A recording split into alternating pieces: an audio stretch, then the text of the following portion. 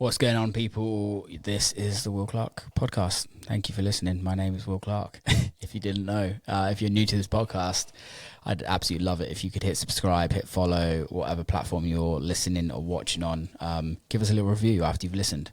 If this isn't your first time listening to this podcast, I would love you if you subscribed as well. It means the world. Keeps the podcast going. The more subscribers, the more followers, the more downloads, the bigger the guests, the more people we can help in this community, and the longer this podcast will last. So, talking of longevity, this week's podcast, Jauz, has had a very fruitful career in electronic music, releasing multiple genres in the electronic EDM scene, has had extreme success on multiple continents in the world. And this podcast was really interesting, and it feels like it's a time in his career where he's become a father, his priorities have changed, and he's about to kind of pivot his career and kind of move into things that he maybe didn't feel as comfortable in previously, and kind of looking at the music industry in a different way. It's a really interesting conversation. So I'm going to stop rambling on and let you guys listen. Without further ado, Jauz. Here we go, Mr. Jauz. What's cooking, man? How are you? I'm good, man. I'm also doing that. That's a smart. That's a pro podcaster move. It's a pro move, right? Phone on, do not disturb. The amount of people that don't, and then you just hear ting, ting, ting. Well, the even worse one is like, I mean, you're a music producer, so you get it. I'm assuming you're on Mac, right? Yeah. Do you have your phone messages connected to your computer or not? I do, but I don't have any notifications. I refuse. Yeah, because back in the day, I used to get so many weird texts in the middle of like a studio session with someone you don't really know. You know what I mean? And it would show up like, you know, you have like, let's say you're like in a session in LA and they have a big screen that you're connected to. And like, so the message shows up so big, like, everyone sees it. Everyone can read it. Yeah. No, I don't have notifications on my phone at all as well. If somebody calls me, I don't know if someone's calling me. Like I have it on like pretty much. I used to do that for a long time. Yeah. And I had to stop. I envy you. I really do, because I miss those days. I think for me it was just like, you know how it is. We're on social media. We're doing all of this all the time. Everyone wants a piece of us, which we're very fortunate that we're in that situation to be, right? But there comes a point when you actually have to do work, and the work is done in the studio. Yeah, I've been looking into, like, as much as I don't know, maybe I'm just old and grumpy now, but I see all those, like, you know, Instagram ads for like, or like these music producers or whatever that are like, I have this app and it like, I turn it on and I have exactly an hour to do this, and then I have exactly an hour to do this, and blah, blah, blah. And I'm like, bro, like, that's not how a creative person's brain works. You know what I mean? Like, it's supposed to be more free flowing. But I think that maybe I need to start adapting some of that into my life, because then maybe I could shut my phone off for an hour at a time and focus. Because, it's just like, you know, there's nothing worse than being stuck in a session. Like, you know, even if you're by yourself and you're just like, you're in the flow, and then someone hits you on the side and just completely, you know, whether it's something good or something bad, and they just completely take you out of the loop, and then you never can get back to that moment in that song. You know what I mean? Yeah, just derail everything. What's your thoughts on that, though, with regards to being creative? I see like loads of like memes kicking around on social media, and it's saying like creatives need time to do nothing. Oh, for sure. Do you agree with that? Yeah, it's a big argument my wife and I get into all the time, because you know, I'm a father now, so it's like things are very different. So, you know, to me it's like, I mean, I don't know if it's do nothing per se, but like there's absolutely something to the fact that like you need to be able to recharge your creative juices in whatever way, you know, that works for you. And it's different for every single person. You know, for some people, it might be, I don't know, going to the gym. I know that was a big one for me. Yeah. It is, but I mean, I broke the shit out of my arm, so I'm not in the gym right now. I'm all good now, though. That's what we like to hear. No That's what we cast, like to hear. no nothing. That's why I have to leave early today. I have to go to physical therapy and help get my arm back in shape, so that I can carry my kid and, you know, play shows. But, have a life. Yeah, attempt to. But yeah, the gym was a big one for me. But, you know, growing up, like, I think a lot of the reason that I got into making music on a computer, because, you know, prior to that, I wanted to be a guitar player in a metal band. Like, that was my, you know, like, I always knew I wanted to do music professionally. I just thought it was going to be me with a guitar in, like, a shitty fucking van, traveling across the states, playing tiny rooms, like whatever. Like that was my dream. But I've always been such a, like, you know, I guess there's no other way to put it, but like a nerd, you know, like I love computers. I love video games. I love all things technology. So I think that helped lead me to dance music or all music in an electronic format.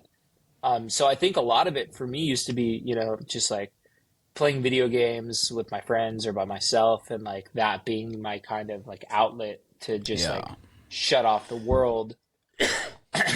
And then that kind of, you know, refill my creative juices. And it's not a very good argument anymore that I need to play video games when, you know, I can be helping take care of my daughter and taking some of the load off of my wife because she already has so much of it, you know? Yeah, I guess that's the thing for me is like the whole having, I'm not too sure what mine is now, because I think there comes a point, and I'd like to get your thoughts on this, but there comes a point when your career changes, right? So you go, you're in full creativity mode for a very long period of the start of your career.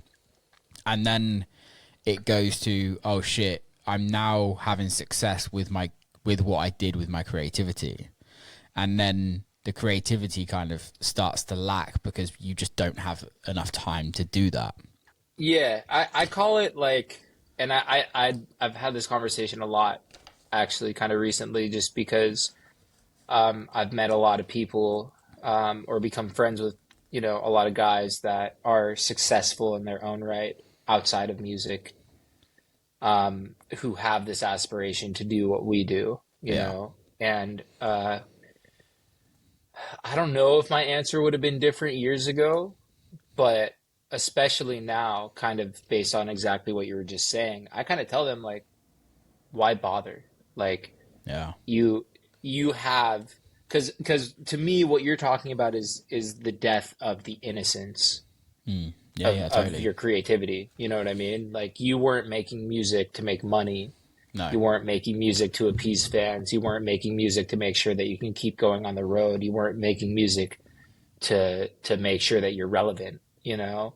You were just making music because it was like the most you thing you could do, or the most fun thing, or the most fulfilling thing you could do, right? And obviously, 100%. you know, I feel like this probably, especially for, you know, kids just trying to get into it, just sounds like a jaded old grumpy man. But it's a fact. So, like, you know, for those people, I'm like, yo, like, you make a good living, you're able to live basically exactly the way you want, doing whatever it is you do outside of music, and you're able to use music as your outlet and as your passion project. And you know, I'm not saying, like, you know, if you really want to go for it, but you're gonna lose that, and it's gonna stop being just fun. It's obviously still fun. We have arguably the best job on the earth, 100%, as far as I'm concerned. But, you know, when something becomes a job, it's a job for a reason, right?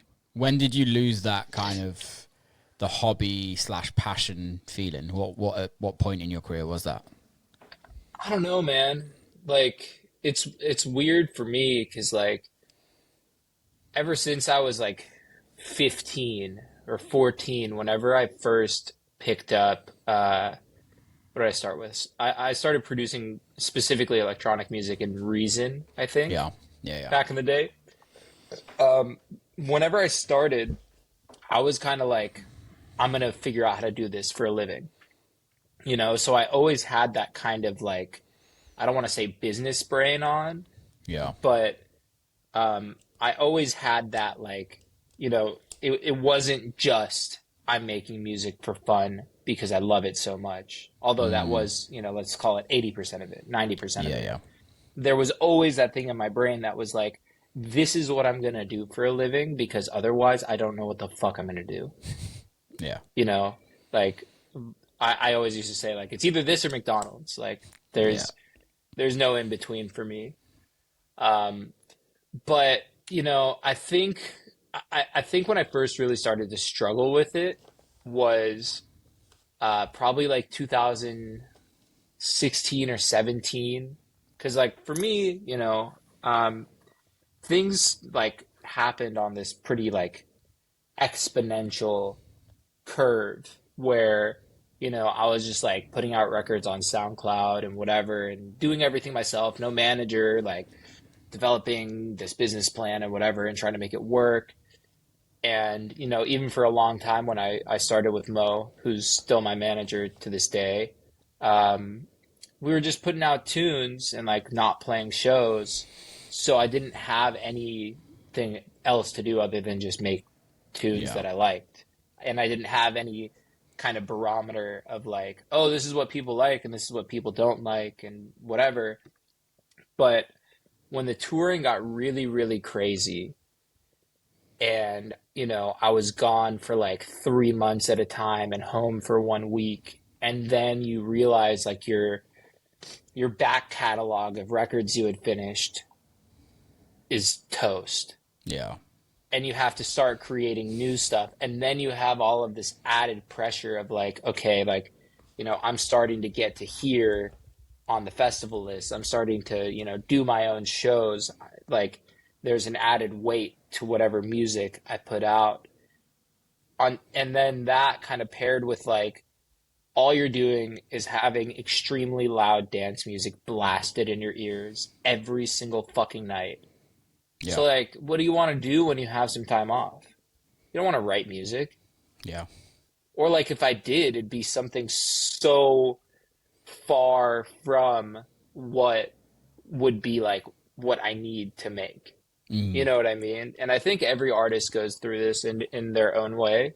Um, I've talked about this on a lot of podcasts, so I feel like a fucking broken record, but I'll say it again because it's worth talking about. But uh, I always, always, always think about Rez back in the day because she did, I want to say it was like 2017, maybe. She was doing her like basically first ever shows, and she was supporting me on a couple of my headline gigs across the states.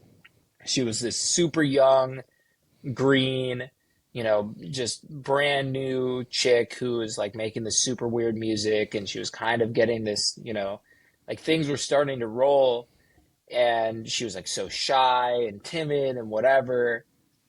And I would talk to her, and as the year kind of went on, I was like, dude, like, you know, like, are you like stoked to like travel the world and like shit's about to pop, you know what I mean? yeah, Like I could see it.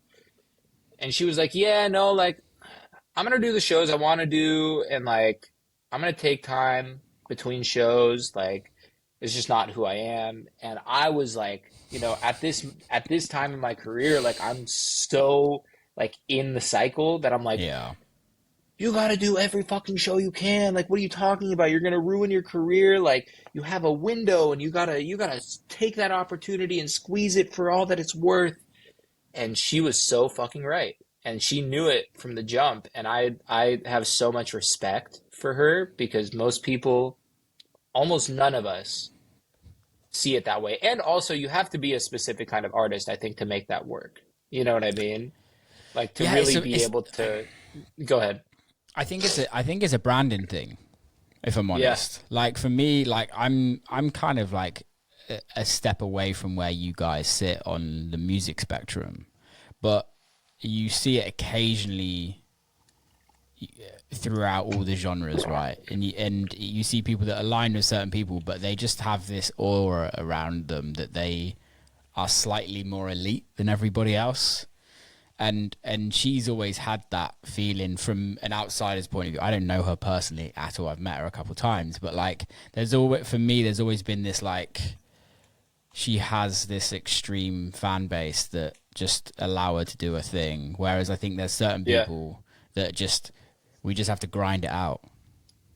Yeah, and I mean, I would say that that's 99% of us. And, Totally. you know, kind of like what you were saying, I think it has to do with a lot of the fact that Isabel was doing like music that really no one else was doing Exactly. at that point in time. Yeah. You know? Yeah.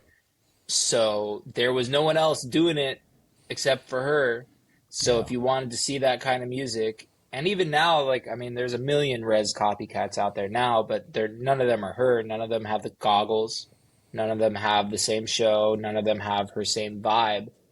But she was really able to dictate things just because, like, you know, she wasn't one of 10. She wasn't one of 100. She wasn't one of 1,000. She was one of one.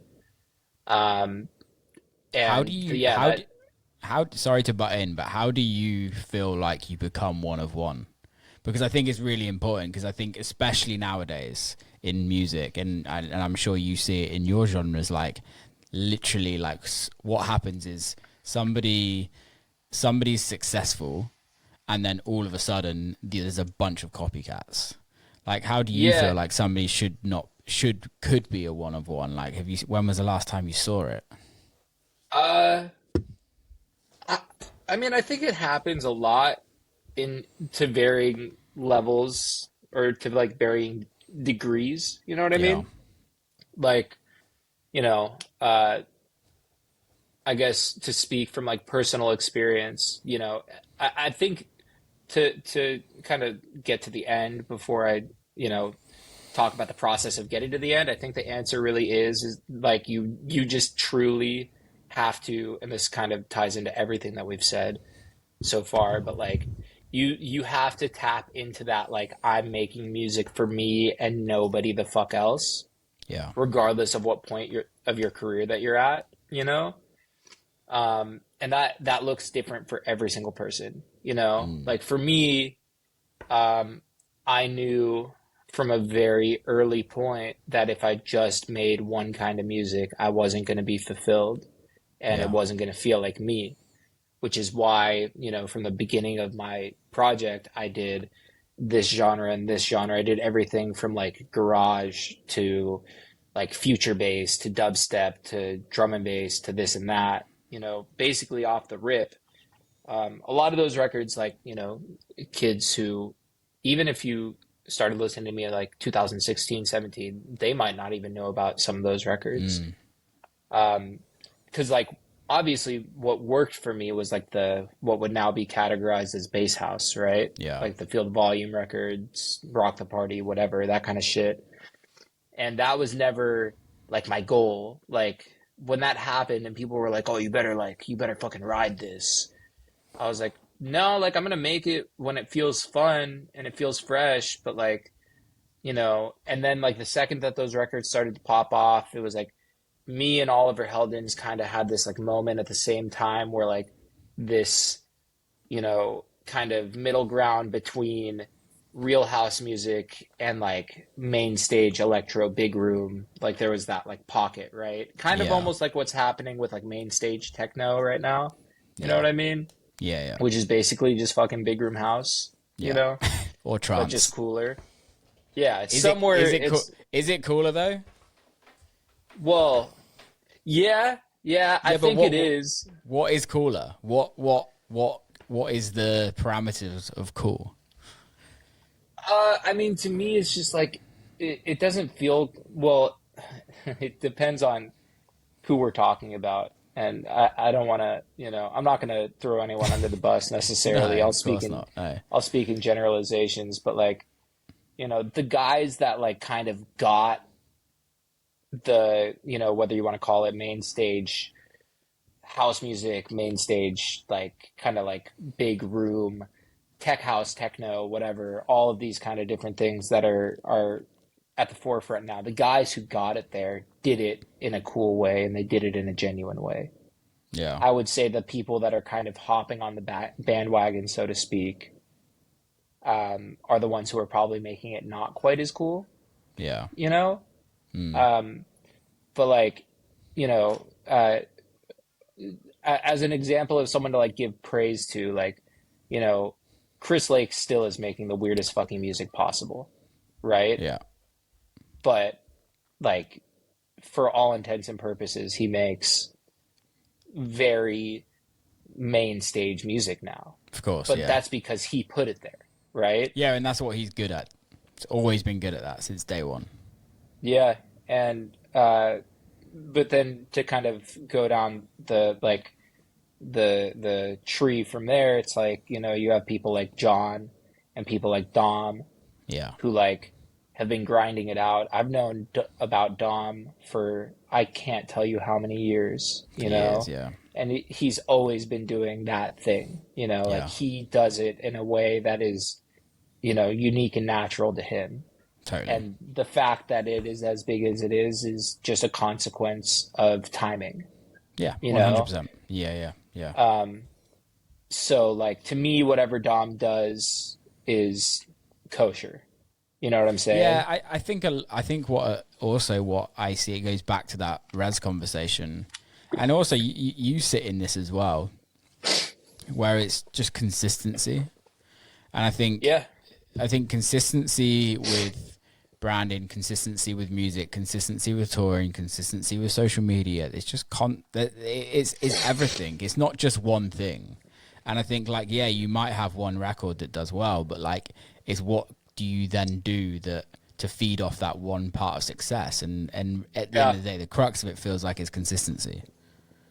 Yeah, no, I agree. And kind of to go back, like that's been my biggest, kind of double-edged sword my entire career, is like, when things were really kicking off with those records. And it was like, I kind of had a fork in the road where I'm like, okay, do I forget everything that I've done in my career and I just go down this rabbit hole and just kind of make myself that guy?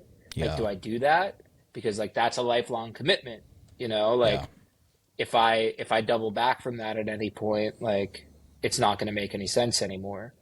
Yeah. Or do I kind of commit to the being genre agnostic and like keeping people on their toes, which, is probably going to stunt some of the growth, so to speak, but help me like maintain my career for like a long period of time, right? And that's the route you took, right? Yeah, because like I've to me, and I think when you think about anyone, whether it's Chris or even a John Summit or a Dom Dalla or a Mao-P was another example I was going to use. Like, he did Mao-P as like just a fucking side project to make some weird music. He had no, he had no like, this music is hot right now, so I'm going to do this and pop off. Like, it was just his like side gig that he's like, oh, I love this music.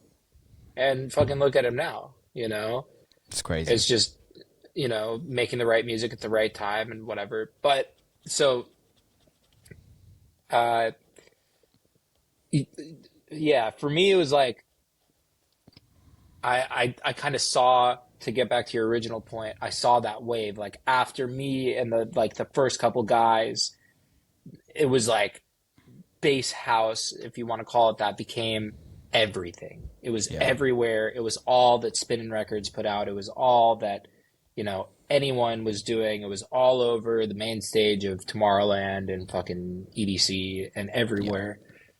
And like once that happened, I was kind of like, all right, it's over. you know, like it is officially done. It's not that I won't make it anymore, but like I'm I was kind of like, I'm glad that I didn't tie myself with an anchor to this ship because I can already see it going off into the sunset. You know what I mean? Yeah, totally. And so, you know, for better or for worse, like I think, I mean, who knows what would have happened, but like I think I made the right choice. But, Yeah. you know, fast forward to now where like I almost feel like we're back in this world where like artists are so locked into one specific genre. And I don't know if it has to do with like social media kind of driving it and like things being so hyper focused, but it's almost like the opposite of what I did, where it's like nowadays, like if you look at someone like John as a great example, he was so hyper focused on one kind of music, but that's Yeah. also the person that he is, right? So I'm not gonna. It's not like I'm saying that that's a bad thing. It's No, just what, it works. yeah. But because he became such an enigma in that world, then he was able to like, oh, it's so cool. He goes and plays a dubstep set. Like, oh, what a genius, you know? Whereas I think nowadays it's actually a lot harder if someone was coming up like from zero and trying to do what I did and like make a little bit of this and a little bit of that and a little bit of this and a little bit of that. Like kids' attention spans are so short that I don't know if they would really be able to like latch on. You Yeah, know what I mean? I think also we streaming has changed how people listen to music. Promoters are booking differently, completely. Yeah. Like promoters used to book on music. Now, to a certain extent, now they book on social media and ticket sales, which I totally understand. It's way more of a business, right? It's way you more know of a what? business now. I think all this shit is cyclical though, because like Of course, you've been in it as long, if not longer, than me. yeah, So you've seen it all, and it's like it all comes and goes. Because I feel like, you know, these are the same conversations that not I was having back in the day, but that people were having about me. You know, when I was first popping off. You know, because like I had this conversation with someone the other day, and it really kind of blew my mind because the words came out of my mouth, not theirs, and I realized what a dickhead I've been.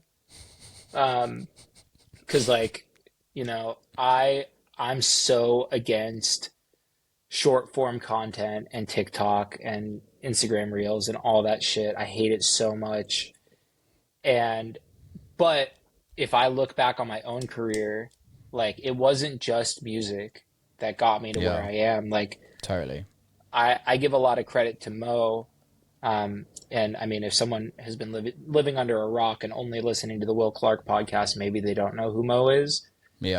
But Mo was my manager since 2013. He also happens to manage Marshmello. And he was like, he created everything for Marshmello from a branding and marketing standpoint. And he did a lot for me too. And the specific thing I kind of want to touch on is there was this fucking thing on Facebook. Because remember, like, 2015 to 17, Facebook was the metric. It was the thing. It was the thing. These kids who are coming into dance music right now probably don't even have a Facebook account. But fuck, that makes me feel old. Jesus Christ, that's scary. But so back in the day, like when Facebook was really popping, Mo figured out this kind of like hack. And it's very similar to what's going on right now. And I didn't put two and two together until really recently. But he would basically just rip these random videos that were going super viral on other parts of Facebook. Had nothing to do with music, had nothing to do with me. Completely fucking random. And he would just put them on the Jauz Facebook page as if I was just some other viral account sharing these videos. And every time we would post one, it would get like 100 million views and all these shares and comments and whatever. But it meant that when I would go post about music, it would get to all the fans, all of them. And, you know, I can't remember what artist it was, and I wouldn't want to say their name specifically anyways, because I don't want them to like think I'm talking shit. But like, I specifically remember having a face-to-face conversation with an artist who was older, probably like someone like me now at that time, and they were like, "Why the fuck do you do that, dude? Like, it's garbage. Like, it's so like tacky and whatever." And I was like, "Hey, man, like, yo, like, I'm just trying to make a career for myself. Like, I don't really care Exactly. how I get there. Like, I don't give a fuck. Like, I'm making the music I want to make, and like, we're doing whatever we need to do to get ourselves from point A to point B, you know?" Yeah. And that's exactly what this age of social media is. We've now come full circle, because after that there was a while where it was like, be genuine on social media and just connect with fans, let the music speak for itself. And like at the beginning of Spotify and the beginning of DSPs, it was basically just like put out sick records and Yeah. kids will share them and they will naturally get to where they need to be. But now we're in this period where it's like, and especially after that conversation where I had this self realization that like I need to kind of harness some of that younger energy of mine and just like get Yeah. scrappy and like do the things that I need to do to, you know, not get from point A to point B anymore, but just like try to keep myself at point B and not fall back to point A, Yeah, you I think know? realistically, I think the thing is though we can. It's very easy. Like I'm not a huge fan of TikTok. Like I never use it. Like I just genuinely don't use it, and there's nothing wrong with me saying that I don't use it. And I'm not a fan of it, but I think what would be naive of me is to say that TikTok's a terrible tool and it's ruining music, because it's not. It's only bringing people to the scene, and I And think that is exactly what I have said for so long. I have been yeah, that guy. I've been like, yeah, oh, this is a phase. We'll yeah, be out of it soon enough. Like, I'm just going to keep being me and I'm going to keep doing what I do because I'm not giving in and blah, blah, blah, blah, blah. But I think you exactly said it. It yeah, doesn't matter if we don't like it. Just like back in the day, it didn't matter if I didn't like what we were doing with my Facebook page. Would I yeah. have done that myself? Fuck no. But that's why No. I'm an artist and not a manager. You know what I'm saying? Yeah, and Like, it's also why you're one of the reasons, not the only reason, but one of the reasons why you're an extremely successful artist and still touring 10 years later. I appreciate that. Um, but yeah, it's like, you know, it does suck. Don't get me wrong. Like, I'm not going to say it doesn't suck. Yeah. Um, but I guess my point is like, I've started to look at all of these kids who are coming up now and the things that I saw them doing that I thought were so tacky and so lame. And some of it still is. Don't get me wrong. Yeah, of Like, there's a course. right Yeah. way and a wrong way to do everything. Yeah. But it's like, I've kind of realized like, that is the world that they live in now. And Hmm. like, they're just using the tools that were given to them. And like, you know, now I'm kind of at this point in Yeah. my career where it's like, do I sink or swim? You know, do I kind of like I don't like comparing myself to someone like Tiesto because he's so much older than me, so much more successful than me, and been around so much longer. But Yeah. like that's kind of the way that I feel like I need to start looking at my career is like, you know, I'm not going to have my finger on the pulse anymore. Like I'm not going out 4 times a week. I'm not like, you know, doing all the things I was doing when I was younger. So like, am I going to kind of like put my ego to the side and realize that like the kids who are coming up now probably know more than I do? Or Yeah. am I just going to be, because like again, like to kind of draw parallels like to when I was coming up, I watched those people come and go. You know, I watched the guys that were like, oh fuck all these young kids, like they don't Of know what it was course. like back in the day and blah blah blah blah Yeah. blah.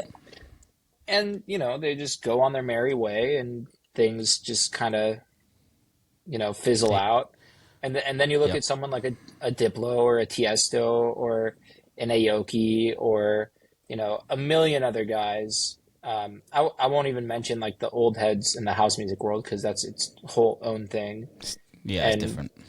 yeah, but you know, like uh, I like using Tiesto as an example just because I know him really well. I've known him for my entire career, and he's always been so committed Yeah. to, like, you know, not leeching and not mooching off of what's hot, but like finding what's What new, works? finding what's like like I'll give you a great example. Like I've known Headaches uh for like almost 10 years at this point. I met him when I was first touring in the UK, way, way, Yeah. way back in the day. Um, I've always known him. He was always that dude who made really, really like way too aggressive drum and bass. That was like kind of weird. Lovely kid. But, you know, when he first started bubbling, before anyone in the States knew who he was really, I remember I was hanging out with Tiesto and he's like, oh, dude, headaches this, headaches that, blah, blah, blah, blah, blah. And I was like, I'm sorry, are you listening to drum and bass now?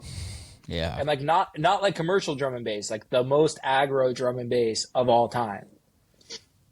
And he was like so high on him because he saw what was happening and he knew what was about to happen. And like, you know, Tice did the same thing with me. He's done the same thing with a lot of artists through a lot of different genres. And it's like, that's to me a lot of the reason that he's able to maintain his like fucking top dog status, is like he didn't rest on his laurels. He didn't just assume that because he is a legacy act, like, you know, people will love him forever, although they very Yeah. much would have, you know. I think yeah, and I think what you're really talking about is just being able to pivot as an artist, and it goes back to what we were saying right at the beginning with when do you look at this as a job? When Yeah. you look at this as a business, and I think allowing David Guetta, Tiesto, Diplo, like, it's such a business. It's Yeah. such a big business that they do, and I think on top of that, you have a lot of mouths to feed. You have a high responsibility of team around you that you have to pay their wages, Yeah. and when you have even Marshmello, right? Like you can put him in that same world. Is that like 100%. the Yeah. the level to be able to pivot and change and evolve your sound to what works for the audience is a skill that 99% of artists out there can't do. Well, and then, but so then I'll play devil's advocate here because I know I'm the one who kind of got us here, Yeah. but I also am so against everything that we're talking about. Because, like, I can't remember what band it was, but I was listening to an interview with some, you know, huge band in either the 80s, early 90s. I can't remember who it was. It might have even been the 70s. I can't remember for the life of me. It was, but like some like massive, like legendary band. Yeah. And they were talking about the moment that their career really like went from point A to point B. Yeah. And it was, they had put out some album and it was like very, very different from basically everything they had done before. And it wasn't necessarily that they were pivoting to what worked. It was they were doing what, like, in their heart of hearts, they felt was next for them. And their fans fucking hated it. Yeah. They hated it. It got reviewed poorly. No one liked it. Like, that's the worst. Like, you put out music and your fans hate it and no one new likes it. You know? Yeah. Like, it's a lose-lose situation. But they were so, you know, true to their kind of ethos that they just wrote it out and they did a whole tour. They only played that album. Everyone hated them for it. And then like 3 years later, maybe even less, that was their biggest album of all time. And it's the 100%. reason that they became the band that they became. So it's like, as much as we talk about how you have to pivot for what, you know, culture and audience is kind of dictating, the only way, you know, to really make this full circle on this conversation, to become like a Rez or a John Summit or someone like that, is to kind of just say, fuck all that and do something that is so, you, that whether it is, of the moment or not, like people are just going to resonate with it. You know what I mean? Yeah, no, I totally agree with you. And there's no right or wrong. I think this is the thing for me is there's no right or wrong in this. I don't disagree with you in the slightest. I wouldn't necessarily put John in that same spectrum as Raz, because I don't think John's and this is no disrespect to John, I don't think John's making music that nobody else is making at all. Totally. I think he's making great popular music in electronic music, but Raz was making genres. It's like when Deadmau5 came out. Deadmau5 made a genre. Yeah, that's the difference. However, sorry to carry on, but like I agree. There's some of my favorite artists, like Chemical Brothers. They've never pivoted. They've never changed what they've done. They've just carried on doing their thing, and they have a fan base, right? Yeah. I think what the difference is what we're talking about with the guys at the very, very top. Like even Chris, like, when I had Chris on the podcast, like he's had 3 careers. Like people forget about 2008. I think 2008 Changes came out, which was like a massive record in the UK for him in Europe. And then he went into the EDM and was following that EDM change. And now he's doing what he's doing now. And I think people forget that during those pivots, there's also a lot of time where it doesn't work, or you go to do something and it doesn't work. And yes, you might be earning a bunch of money, but it doesn't last that long. And you then have to move on again. Chris is my number one, like, he is like my North Star. You know what I mean? I, for better or for worse, and people would agree or disagree, like, I see a lot of myself in him. Because I met Chris in 2014 or 15 when, he was just coming out of that EDM, like whatever that big record he did with Aoki. Yeah. That era. And he was, third. Like I was just starting. So I was like third or fourth on the festival. But he was playing before me and he had been around forever. And he was just a genuinely lovely guy. And we got along really well and we would talk a bunch. And then he I remember he made that, I can't remember what it was. I think it was a Prince edit. That was like the first kind of really techie thing he did for a long time. And I was like, dude, like this is incredible. Like, what is this?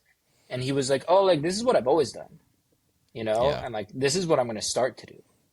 Because, like, this fucking EDM shit is not working for me, and I don't like it. And I never really liked it. Yeah. And, he kind of just rode the storm and stayed or went back to staying true to himself, let's say. Mm-hmm. So, like, it's, to me, a no-brainer that he is where he is. And it's like... Yeah, I agree. That's kind of how I've tried to model my whole career. And from the outside... like, especially with the, God.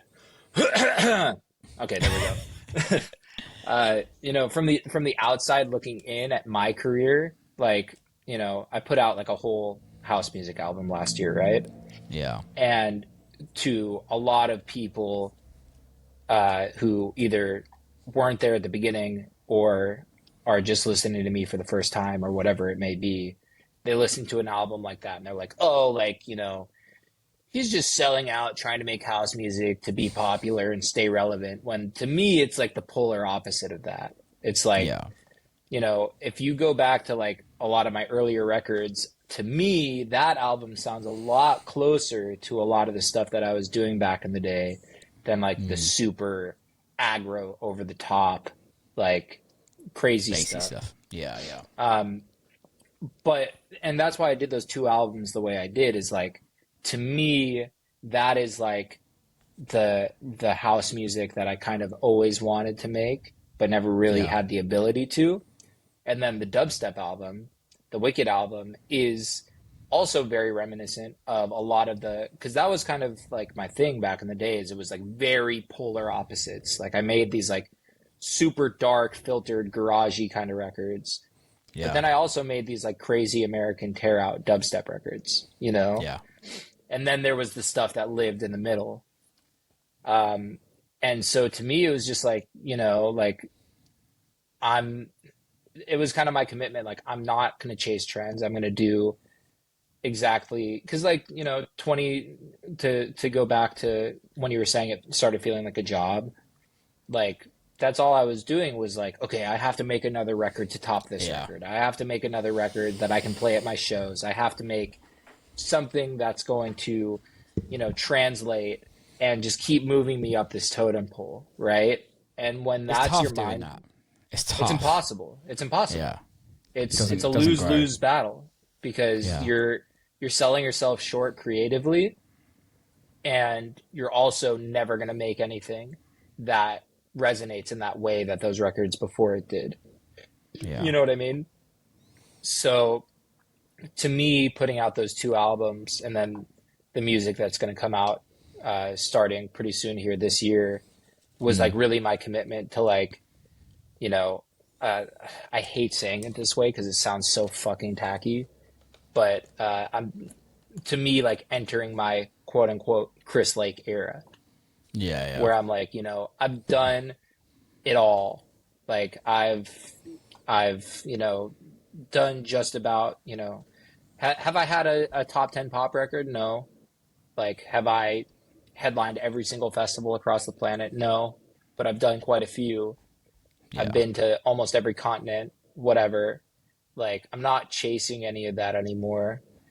And if I was just here continually trying to keep myself relevant and keep myself relevant and keep myself relevant, hanging on by a thread, I would fucking hate myself, you know? So what are you working towards? I guess that's the thing, is like what you've done all these things, you've achieved levels that most artists won't ever achieve in their life. What's more to do?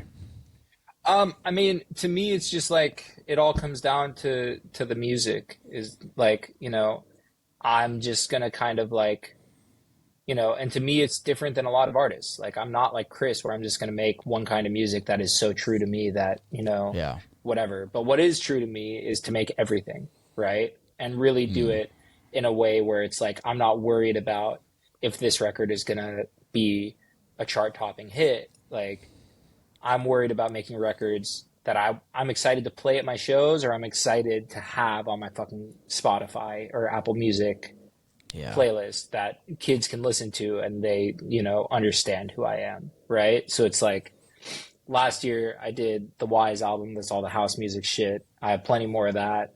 I did the dubstep album, I have plenty more of that. But the first, like, I think we have like the first 5 or 6 records for this year that are all going to be singles kind of planned out, and none of them sound anything close to any of those records that I put out last year. And that's kind of, and all of those records, there's like a little bit of similarity between a couple of them maybe, but like almost every single one is a different genre, and they all have very like distinct characteristics. How do you tell the story to the fans? How do you rather than like just releasing, like going back to like without having to alienate them, but how do you tell that story of what you're doing? Well, that's the real secret. That's what I'm trying to figure out now, because it's like back in the day, you know, I could just put out tunes, and especially like back in the SoundCloud days, like that was like that was like my golden era, because like I could put out a record every 2 weeks, and like that was my goal before I had Mo as a manager, before I did any shows, before anyone knew who I was like, I had written like, I don't know, let's call it 20 records. Yeah. And they were all kind of different. Like some of them were housey and garagey, some of them were dubstep, drum and bass, fucking, I don't know, whatever they were back in the day. Some of them were like very melodic and kind of like flumy, future bassy kind of stuff. And I was like, okay, every 2 weeks I'm going to put out a record, and the genre is going to be at least a 90-degree turn from what I put out previously. I'm never going to put out 2 records in a row that sound exactly alike. Yeah. And I don't even really care if people listen to them.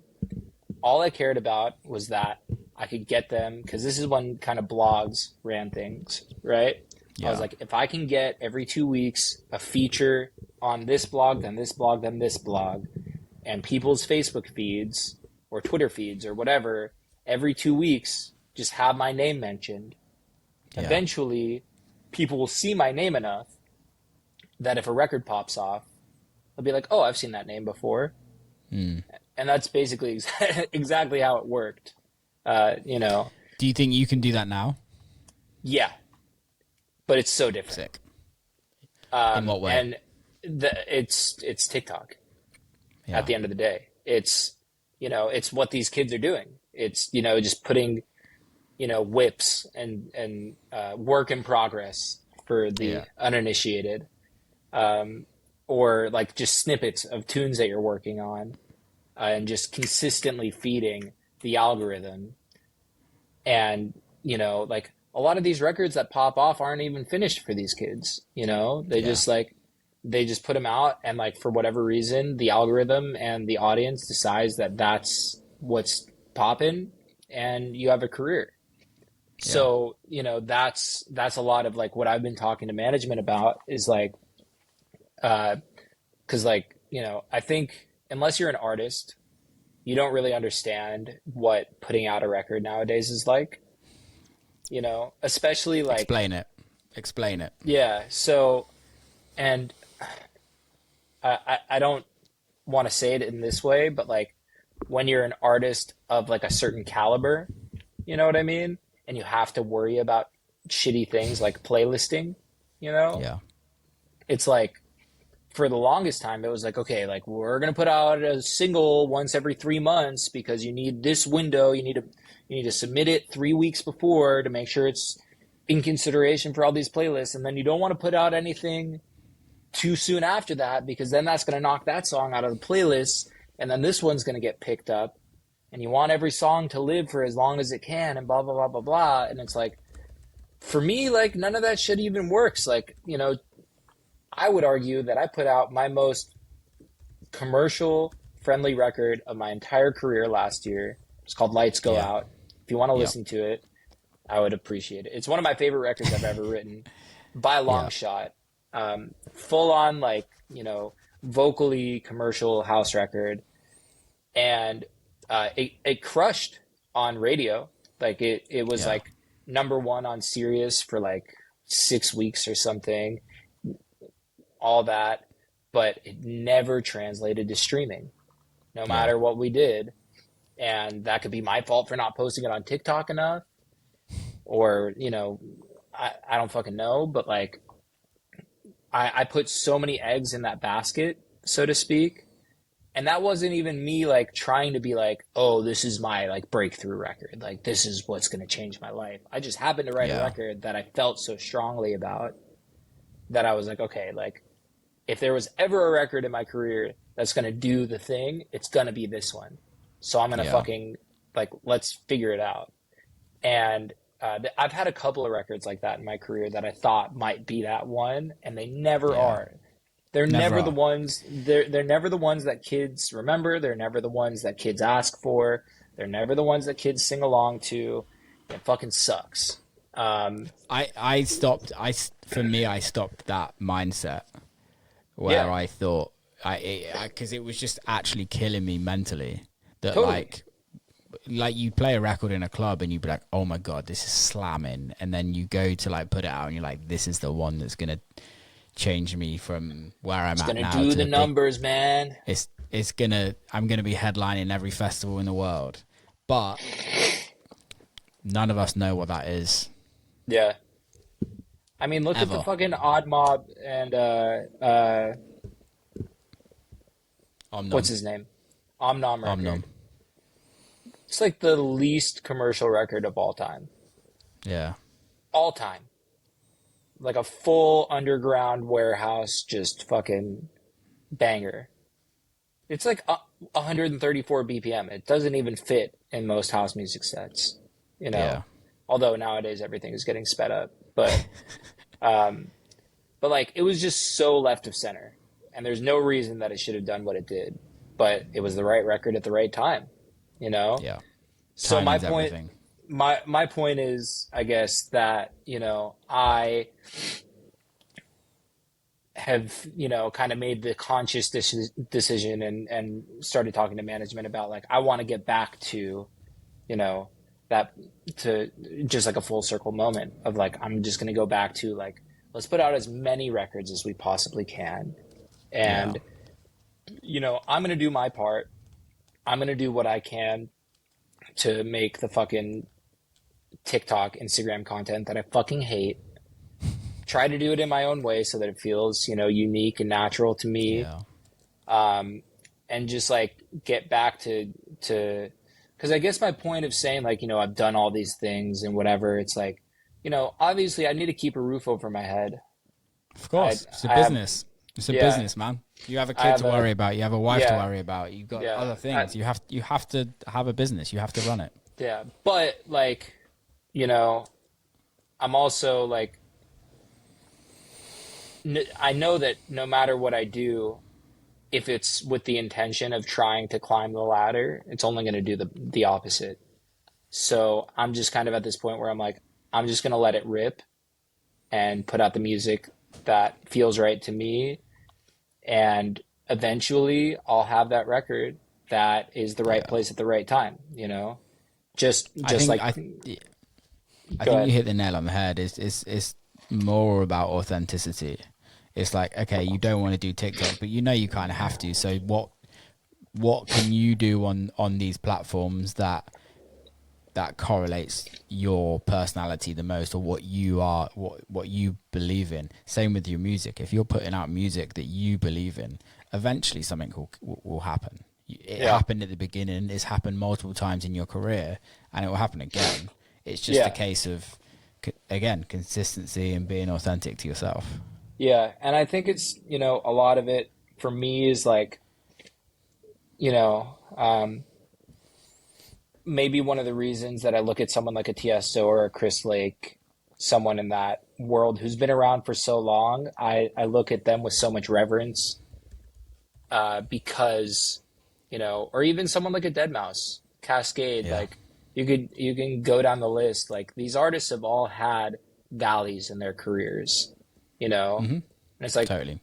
I still get to tour. I could tour as much as I wanted this year. If I really, really wanted to, I could be out there, but I'm not touring as much this year. And that's, because I recognize the point that I'm at in my career, which is like, okay, do I want to squeeze the lemon and get every last drop out?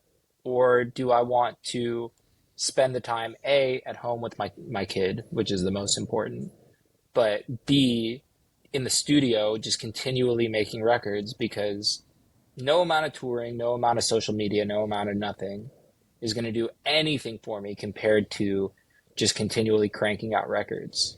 And it's like, Agreed. even, like, again, to kind of come full circle, music was so precious for the last like 5 to 6 years, where like you really could only put out 4 records a year.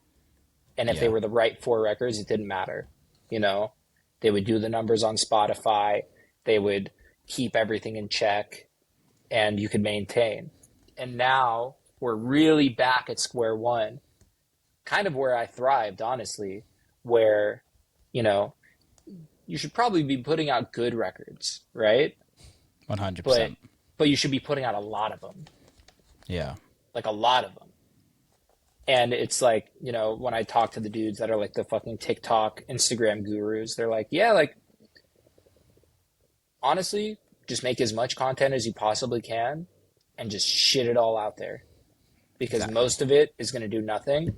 But the more consistent you are, the algorithm will pick up on it. And then you just need that one viral video. And then as long as you maintain that consistency, and it has a lot of parallels to music, as much as I fucking hate to say it, but it really, really does. And it's marketing at the end of the day. Yeah. It's marketing 101 at the end of the day, isn't it? If you think about it, it doesn't matter what it is. It's like, you hear about it on the fashion companies, like the dudes making t-shirt brands and the girls that making t-shirt brands, and eventually Justin Bieber gets hold of one, they wears it, and then they sell out for the rest of their lives. Yeah. And it's exactly the same. It's exactly the same. But it's people don't realize that it's all about marketing, consistency, just being there, doing it, just getting it done. Yeah. And if you're not getting it done, no one's going to give it to you.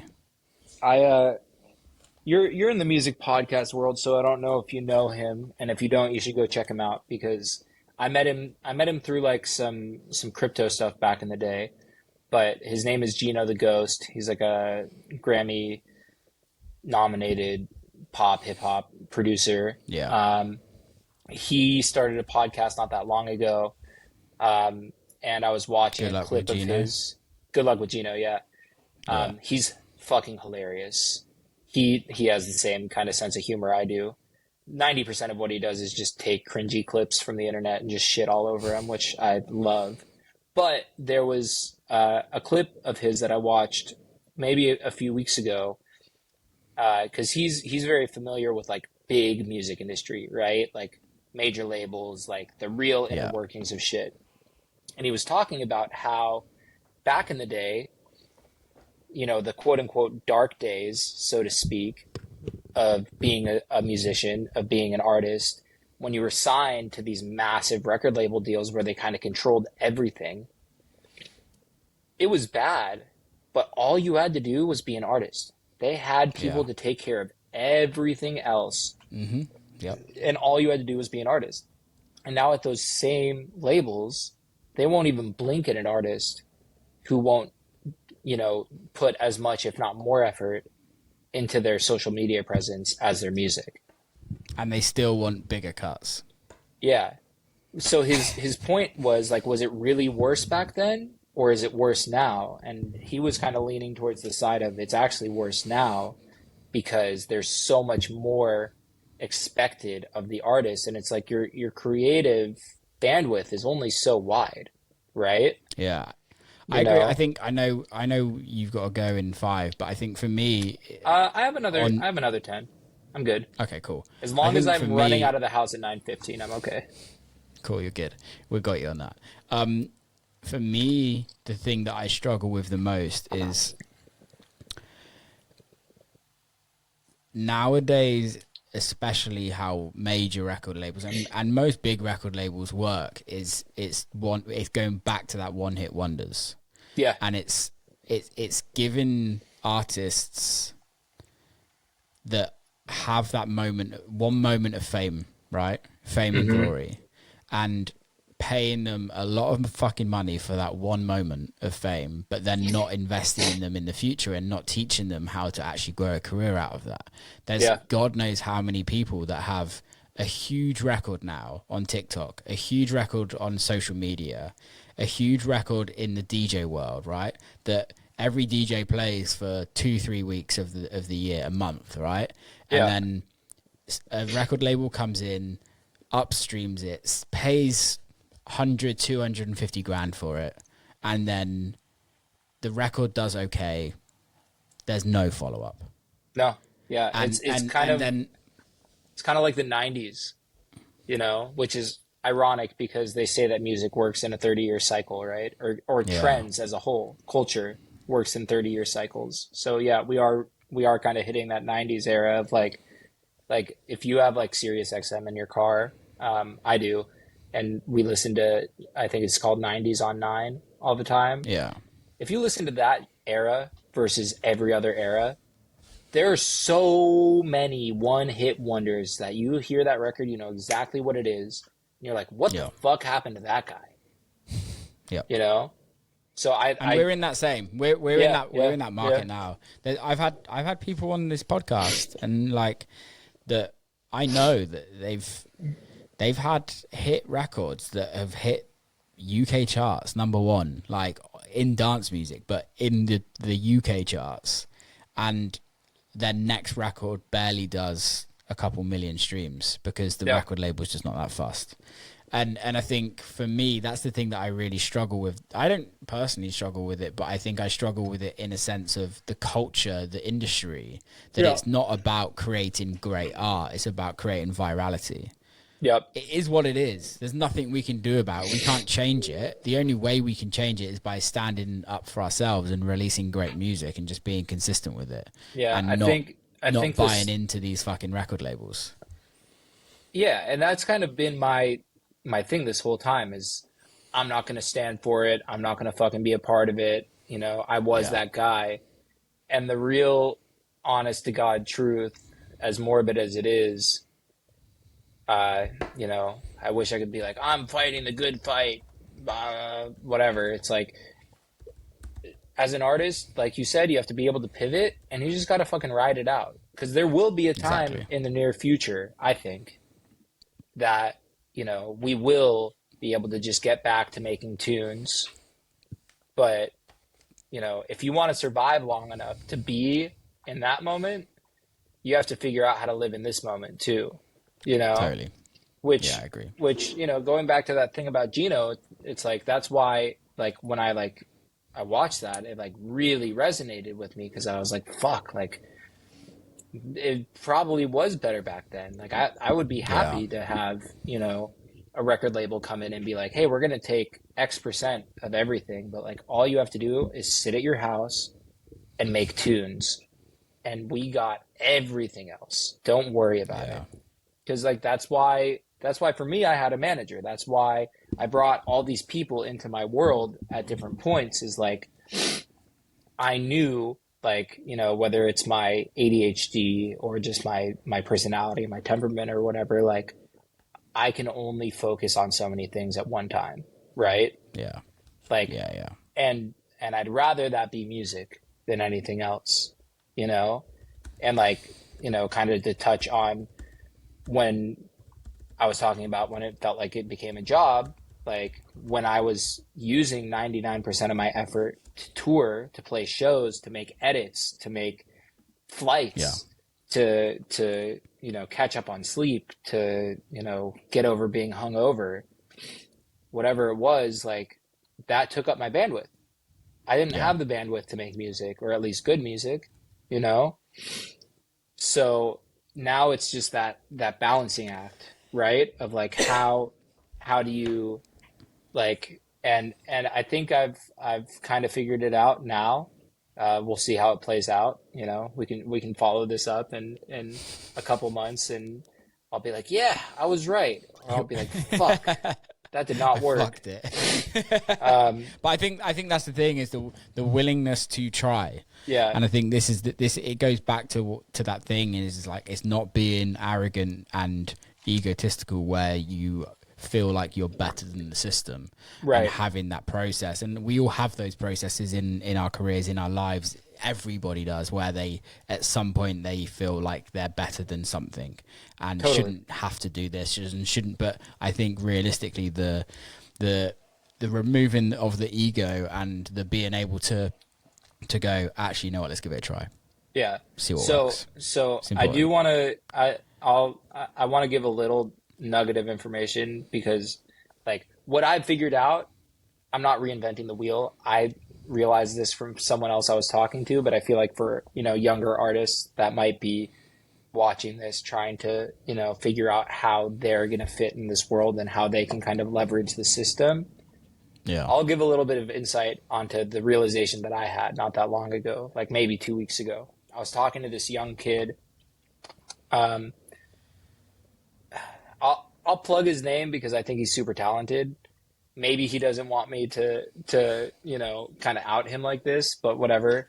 His name is Boone. His Instagram is Boone, like BOONEASON, I believe. I just found him randomly on Instagram, and like super sick producer, super sick vocalist. Like, you know, we're kind of in the process of relaunching my record label, and so I've been on the hunt for like these young new kids. So I hit him up and I was like, yo, like your music is fucking sick, let's work on something. If you have any records to, you know, for consideration, whatever. And he was like, oh, I'm already signed to this or that. And I was like, holy fuck, like this guy has 8,000 followers on Instagram, how is he already signed to like a major, major, you know? They swooped his ass up. And we're just like talking and whatever. I'm like, okay, it's all good. Like, let's write a record together. Like, do you have anything laying around? And he was like, oh no, like I made all my music 6 months ago. I'm in my content creation era or phase. And I was like, huh? And then That's it like kind of wild. hit me, and I was like, that's so fucking smart. Like I was just saying, like my bandwidth is this, right? So if I'm trying to do both of those things at the same time, it's never going to work. So the way that I've kind of like, I basically stole what he told me and I'm going to apply it to myself. Like, you know, normally I'm fighting deadlines to get records done, right? Just because I always know I'm going to have the time, and I'm a perfectionist like every other fucking artist on the planet, you know? But this go around, I was like, you know, talking to management, I'm like, we have these 6 songs. They're done. Here you go. The second that they're done, I'm going to stop making music and I'm going to devote myself to how do I figure out how to market this music in the format that, you know, society is currently giving us, that the culture is currently giving us. Because, like, you know, I come from a film background at the end of the day. Like, I went to college for you know, filmmaking.